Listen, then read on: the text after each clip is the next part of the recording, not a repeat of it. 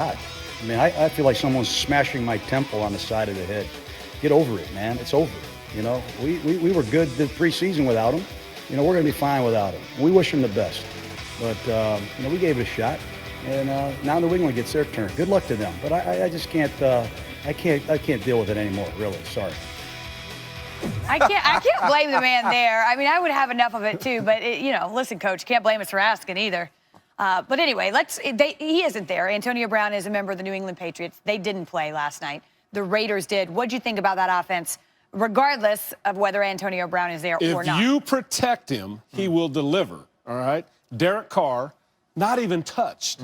I mean, it was amazing. The offensive line did a tremendous job protecting him. Nice game planning by John Gruden, and Derek looked completely in command, got very decisive, got the ball out of his hand, and very accurate. Well, it's interesting, Ryan, too, because we've talked about this. Everybody says all the right things, but this season is a little bit of a referendum, I think, on Derek Carr's future in Oakland. We know that, which is one reason that AB stuff was so frustrating, I'm sure. One reason.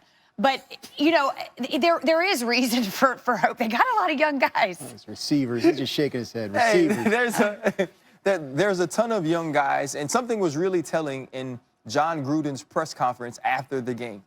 This is the first time I've ever heard him use Derek Carr's name and great in the same sentence.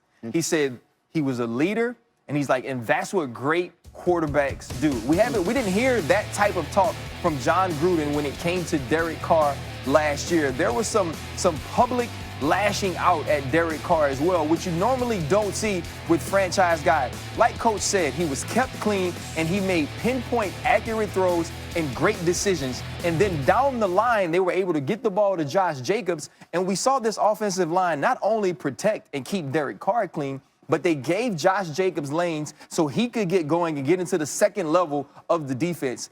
If they can protect and if you can create lanes to run in, that travels.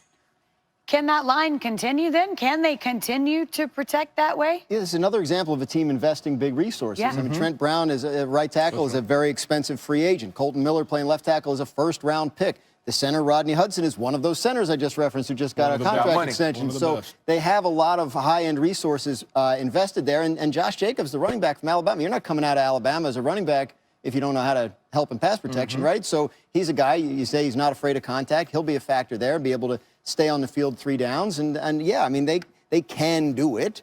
And it's not, they weren't doing this against a high school team. I mean, Von Miller and Bradley Chubb on the opposite Didn't hear their side. names. Right, No. so it was a pretty impressive performance. Was that, you know, let's give Derek Carr and that offense credit where it's due. I don't like to sweep that under the rug. But having said that, were you a little surprised by this Denver defense?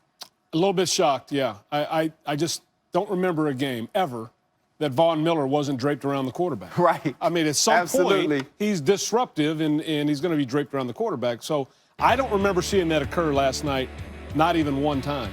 And so I'm going to go back and watch it again in detail. But I'm going to be looking for Bradley Chubb and Von Miller. Where were they last night? And is it the offensive line was that good, or did they have a bad night? And you know what happens as well? We are kind of remembering this Denver Bronco defense as what they were when Peyton Manning was the quarterback. When it was probably a little bit fair. When it was Aqib Talib on the other side of Chris Harris, when it was T.J. Ward and Darian Stewart and all of these different guys, when it was Brandon Marshall at linebacker that could run side to side. It was a different team at that time. And so now they've lost some of those pieces. It's not the same team that it once was. And a lot of this, well, they have a great defense and they were able to run the ball last year. All Joe Flacco has to do is not be Joe Flacco. You can't really say those things if this defense can't stop people. If they can't have a corner know that he's man-to-man with 10 people in the box and he has to protect deep. That's not good football by Vic Fangio's defense. Well, no, but you have to think that the combination, and I hear you, we probably have some outdated expectations, but you got to think Von Miller and Bradley Chubb together can still be disruptive. They'll figure it out. They'll have to figure. Halloween '99, after a New Orleans go-ahead field goal, Kevin Johnson caught this tipped Hail Mary from Tim Couch as the expansion Browns won their first game since returning to the league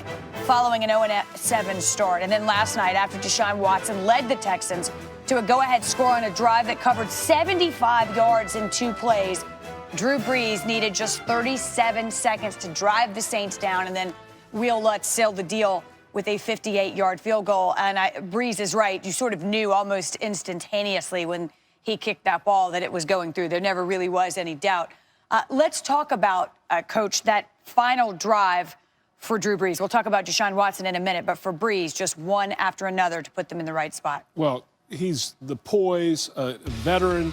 This guy understands exactly where he wants to go with the ball. Hitting team for a lot of this, but the players have to make plays. And Aaron Colvin needs to understand there with 6 seconds on the clock, they're not going to try anything down the seam and beat him deep to get a pass in and maybe get down and get a timeout when there's only 6 seconds. So there has to be some type of situational awareness. But what happened was he was beat down the seam by Ted Ginn early on in the fourth quarter, and he had a little stage fright. He said, I can't be the guy to give up this play, but you have to have confidence in your preparation. You have to have confidence in your technique, and you need to understand the situation. That was a totally blown technique play by a player, not a coach. Do you have any doubt, Coach, and I heard you talk about that this morning, that Crennel had something in his arsenal? I mean, he's been around the league a long time, that he sort of knew what he was dialing up, but he can't go out there and execute. Well, I mean, you just look at the tape. Everybody else is pressed up. There's only one guy that's playing off. Against a future Hall of Fame quarterback who can put the ball anywhere he wants to put it. Well, absolutely. The other thing is, too, Coach talked about the other guys being pressed up. So Drew Brees, being as intelligent and as experienced as he is, he's going to find that matchup. I'm going to look at the dude who's 8 yards off and bailing out. I'm probably going to throw this quick hitch to Ted Ginn so he can get down and get us in field goal range. At least give some type of disguise and play the game with a quarterback who is as intelligent as any other quarterback in this league. I almost hate to bring this up, Dan. I'm sorry, but lost in all this, maybe because the Saints won, is the officiating error that we saw. Yeah, I mean, can you imagine? Because obviously this is their first game back since, the no call heard round the world. And again, there was a mistake and it wasn't correct. There was a mistake at which the is end. The definition of mistake. It was not only a mistake, but it was also incorrect. Right? It was at the end of the first half, right? And they're moving down the field, similar to what happened at the end of the second half. And they had it was ruled a 4th and short, and they started it at 26 seconds instead of 41, which is when they should have begun the review, because that's when the previous play ended. So another controversy with officials, yeah, in New and Orleans, the Saints with in half New the Orleans stands dressed as referees, Yeah, can we and talk yelling, about waving yellow flags. How does that? Do people put out the word? You just get the memo? You asking me what's going through the mind of Saints fans? Well, yeah, if you can tell me that, we'll be. I don't know. Except that they're mad. This is also the city that boycotted the Super Bowl. This is the city that refused to watch it. So when it comes to the New Orleans Saints, it's easy to get the people of New Orleans on board with pretty much anything you want to do. Imagine if they had lost that game, how many rule changes would they have pushed through at the next owners meeting? Absolutely. That's what I want to know. This discussion is over. I mean, this is an entirely different team. And 6 sacks, and I don't even know how many times he was pressured, Coach. I mean, it didn't stop. Way too much. So, I love the addition of Laramie Tunsil. Okay, I think they needed a tackle. All right, they got that. I love Titus Howard. All right, might have got overdrafted, but still a good football player. That's all fine. But in order to protect the quarterback, 5 men have to be working together, along with the back helping out. And they're just not in unison right now. The offensive line last night was beat way too often, too much leakage, and their quarterback was taking way too many hits. Part of the problem is everybody's new. Tunsil's been there a week. They traded for him a week ago. You talk about chipping with backs. Carlos Hyde's been there a week. Duke Johnson's been there about 3 weeks. And the left guard was supposed to be Titus Howard, the first-round pick.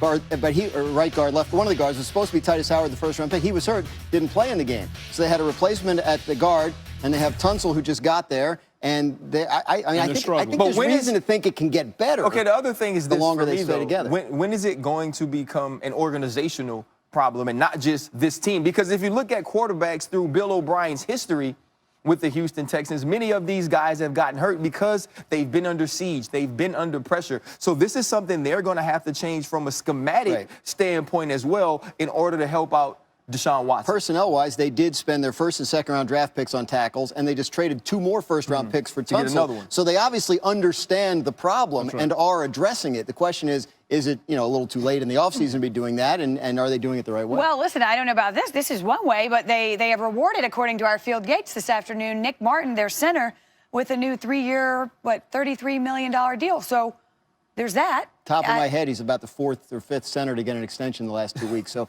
good month to be a center. It is a good month to be a center. Not nearly as good a month to be the quarterback of the Texans. Panic or patience on this offensive line. Is week 1, Is it too early to jump to too many conclusions? No, Will they get it together? Not with the offensive line of the Houston Texans, because this has become a habit. This isn't an anomaly. They've had Deshaun Watson running for his life for the last 3 years, and it doesn't seem to be changing.